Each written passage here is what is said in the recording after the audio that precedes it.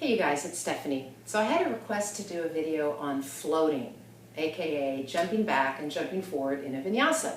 You know, that elusive, beautiful lift, graceful float that you see advanced yogis doing as they hop back and forward in a vinyasa. So let me just start by saying I am not a terrific floater. I am working on it too. I will be glad to share what I know about it, but I'm not terrifically advanced at this either. And let me also say that floating is not a required skill. It's not going to make you a better yogi or a better person, but you know, it is kind of fun when you get that elusive sense of floating. It's kind of fun. So let's see if we can figure this out. All right, so we usually come into the jump from the vinyasa. When we, right at the beginning, or almost at the beginning, exhale forward, inhale to a flat back, and then we jump back. Often the instruction is to float or jump back. Into chaturanga it really should be. I see a lot of people jumping into plank with the arms straight. The arms are straight or God forbid locked. It can put a lot of strain on the elbows. So try to at least bend the elbows. If jumping right into chaturanga is a little bit requires too much strength for you, do try to keep the elbows soft as you land. All right, at least soft, hugging in a little bit. All right, try not to jump boing onto extended elbows. Ouch.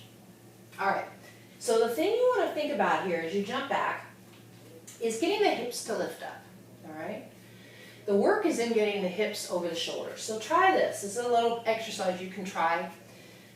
Step your feet back a little bit. Hug your feet and your legs together, like you have one leg instead of two. All right, look forward of your hands and just take some little hops here.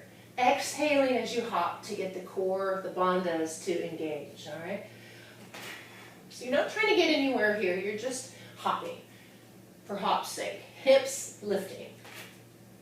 Press the floor down like you're trying to press the floor away.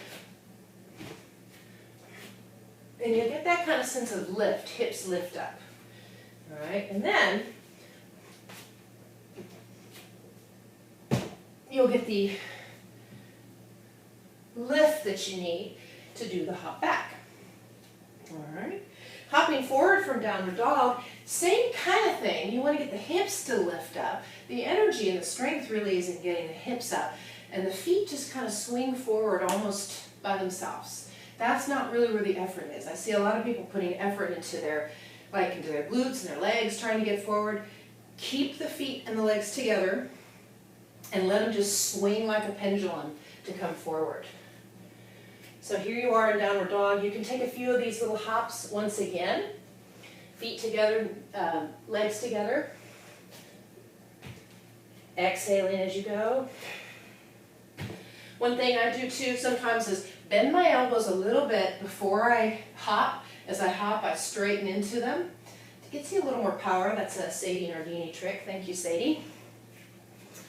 Looking forward. So a few of these to get the hang of it.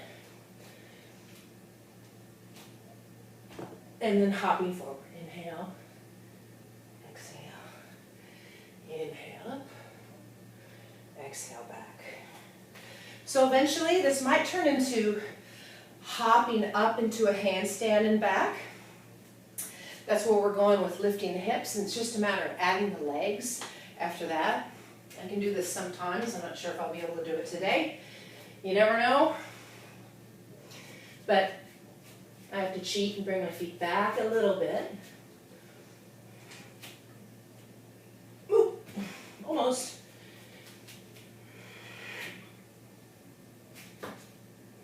I'll do another video on how to fall out of a handstand.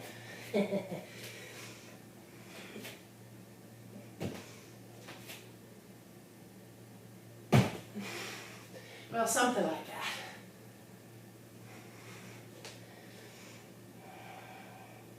So the take-home message here is lift the hips. The action is in lifting the hips. It's in the core, really more than the legs. Exhale as you lift, and let the feet just, like I said, just sort of swing forward like a pendulum from the action of lifting the hips. So practice that, just little hops with the hips lifting, and you'll be floating with the best of them. Hopefully, I'll be right there with you trying it. So I hope to see you soon on the mat, floating away. Namaste. Thank you.